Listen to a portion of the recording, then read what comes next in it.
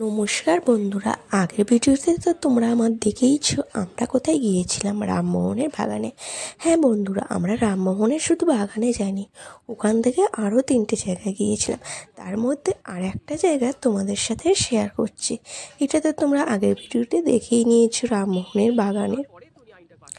তো রামমোহনের এটা সতীদাহ প্রথা। এই যে বেরিয়ে এসেছি, এখানে আম বাগান। আমরা রাস্তা দিয়ে যাচ্ছি আম বাগানের পাশ দিয়ে। তো রামমোহনের বাগানের পাশ দিয়ে যেতে যেতে আমরা চলে যাচ্ছি কোথায় বলো তো? তো পুরো ভিডিওটা দেখতে থাকো। আমরা যাচ্ছি ঠিক আরামবাগের ওখানে রামমোহনের বাগান আছে, ওই ভিতরের রাস্তা দিয়েই চলে যাচ্ছে গোপীনাথ মন্দির।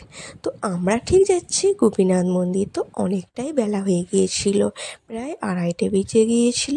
কিন্তু ভাগ্যটা আমাদের এতটাই ভালো ছিল, আমাদের 4 জনের ভোগ ঠিক ঠাকুরের পাওয়া গেছে।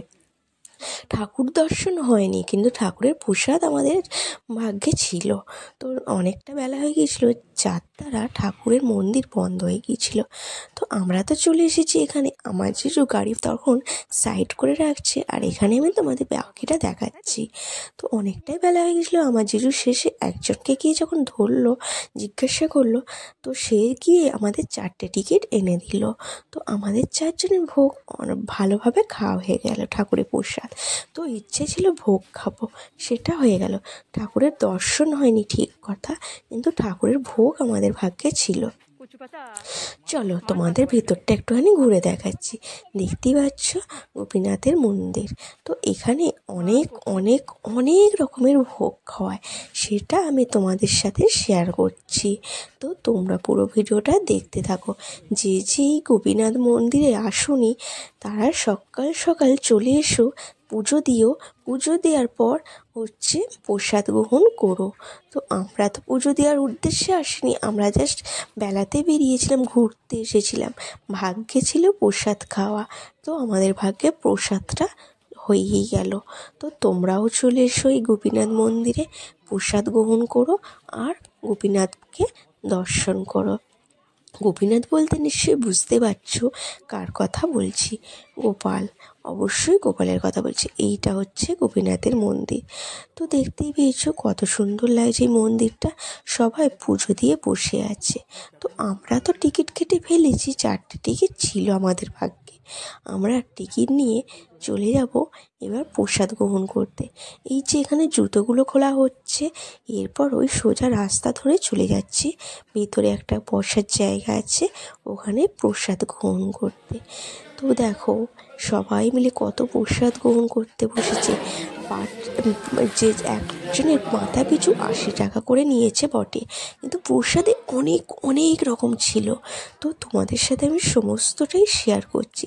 দেখো আমরা সবাই বসে পড়েছি, আর অনেক লোকও ছিল। তো যাই হোক, প্রসাদ তো আমাদের ভাগ্যে ছিল, 4 জনের ভাগ্যেই প্রসাদ ছিল। তো আমরাও তোমাদের সাথে একটু শেয়ার করছি কী কী প্রসাদ ছিল, সেটা তোমরা দেখতে থাকো। আমি তোমাদেরকে অবশ্যই বলে দেবো কী কী প্রসাদ ছিল, ঠিক আছে? তো তবুও তোমরা দেখতে থাকো। প্রথমে এই যে অল্প করে ভাত দিয়েছে, এই ভাতটা কিন্তু গোপীনাথের প্রসাদ। তারপর এই যে ভাতটা দিল, এটা বেশি করে ভাতটা দিল, এটা প্রসাদ না, অল্প করে ভাত দিল যেটা, ওটা গোপীনাথের প্রসাদ। তারপর দিয়েছে একটা শাক চচ্চড়ি, পালং শাক চচ্চড়ি, ভাত, পালং শাক চচ্চড়ি দিয়ে দিয়েছে। তারপর দেবে অনেক কিছু, অনেক কিছু যা যা দিয়েছে, আমরা কিন্তু সত্যি কথা বলতে এতটা মানে আশা করিনি। দেখো এখানে দিয়ে দিয়েছে শুক্তো। তো শুক্তোটা আর চচ্চড়িটা দুর্দান্ত খেতে হয়েছে। তারপর বন্ধুরা দিয়ে দিয়েছে দেখো পটল আলু। তো পটল আলুটা দিয়ে দিয়েছে, তো সেটা আমি তোমাদের সাথে দেওয়ার সময় শেয়ার করতে পারিনি, তাই দেখিয়ে দিলাম। আর খাবারের টেস্টগুলো এতটা সুন্দর হয়েছে যে তোমাদের বলার কথাই নয়। আর ঠাকুরের প্রসাদ মানে তো বুঝতেই পারছো, খাবারের টেস্ট যেমনই হোক না কেন, মানে যেভাবেই রান্না করুক না কেন, স্বাদ দ্বিগুণ হয়। তারপর দিয়ে দিল দেখো রাইস, অল্পটা পরিমাণে রাইস দিয়ে দিল, দেখতেই পেয়েছো। রাইসের পর দিয়ে দিয়েছে একটা আলু ভাজা। রাইস, আলু ভাজা, এগুলো হচ্ছে ঠাকুরের প্রসাদ। তারপর দিয়ে দিল চাটনি। চাটনিটা কিন্তু দুর্দান্ত খেতে হয়েছিল, তো বেশিটা পরিমাণের খাইনি। আর আমার না আজকে খাওয়াটা প্রচণ্ড পরিমাণে চাপ হয়ে গেছিলো, যেহেতু আমি ভাত কম খাই এখন, তো ডাক্তার খেতে বারণ করেছে, কিন্তু ঠাকুরের প্রসাদ হিসেবে খেতে খেতে এতটা পরিমাণের খেয়ে ফেলেছি তোমাদের বলার কথা নয়। পেট ভীষণ পরিমাণের চাপ হয়ে গিয়েছিল। যাই হোক, তারপর দিয়ে দিল পায়েস। পায়েসটাও কিন্তু বন্ধুরা খেতে দুর্দান্ত হয়েছিল, যেন মুখে লেগে থাকার মতো সমস্ত কিছু স্বাদ। তো সবার খাওয়া কমপ্লিট। এখানে আমরা পাতা ফেলে দিয়েছি, দেখতেই পেয়েছো, যেখানে কুকুরটা খাচ্ছে, চৌবাচ্চা করা আছে, ওখানে পাতা ফেলে দিয়ে যে যার হাত ধুয়ে নিলাম।